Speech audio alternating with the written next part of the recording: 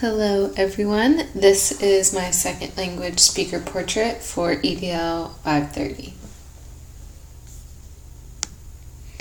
Okay, so a little intro. I chose to interview my sister's boyfriend. His name is Anthony. He's 19 years old and he's a sophomore in college at Fullerton Junior College. He grew up in Fullerton, went to Fullerton High School, and his first language is Spanish. Okay, so these are some of the interview questions that I wanted to share. I asked him more, but didn't want to share all of them. And I copied his direct quotes, which I really liked. So the first one was, what languages were spoken at home growing up? And he said, my parents mainly spoke Spanish at home. My mom tried to speak more English than my dad because she knew I was learning it at school, but it was mainly Spanish. So his mom identified that he is trying to learn English in school and that it will help him or she thought that it would help him more if she spoke English at home instead of just Spanish. And then I asked him, how can you describe the experience of learning English while your classmates were fluent English speakers? And this was a question that really hit home for him. He said it was definitely hard. I remember feeling less than all my classmates because they were always a step ahead of me. In my kindergarten classroom, I remember everything had both Spanish and English translations, but the grade after that, I feel like I had less support with every year I got older. So this was kind of disappointing to hear because he started off in a class where he had easy translations from English to Spanish, and that really helped him.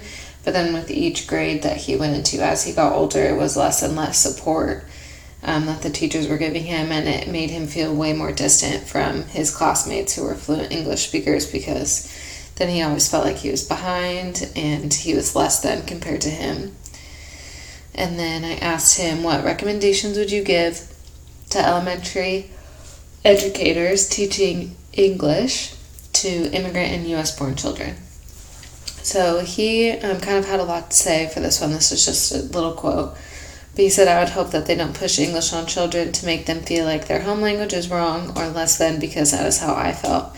I would tell them that they should provide as much practice for these students as possible because that is what helped me. I practiced a lot.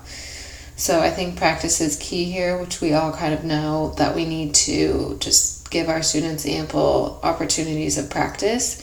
He also talked about how teachers can encourage family members to come in the classroom and speak to the kids in their first language just to try and connect that bridge from second language speakers to the classroom. And he thought that this would be a good idea as well because he doesn't want any student to feel like their culture isn't welcomed in the classroom and that they should try and change who they are just to fit in. So he had a lot of ideas for that. The next question I asked was, how do you see yourself as a bilingual? He said, I think my accent has faded for the most part, but I definitely consider myself as a bilingual. I still speak Spanish with my family, especially my grandparents. I enjoy speaking Spanish with my family because it is a part of my culture.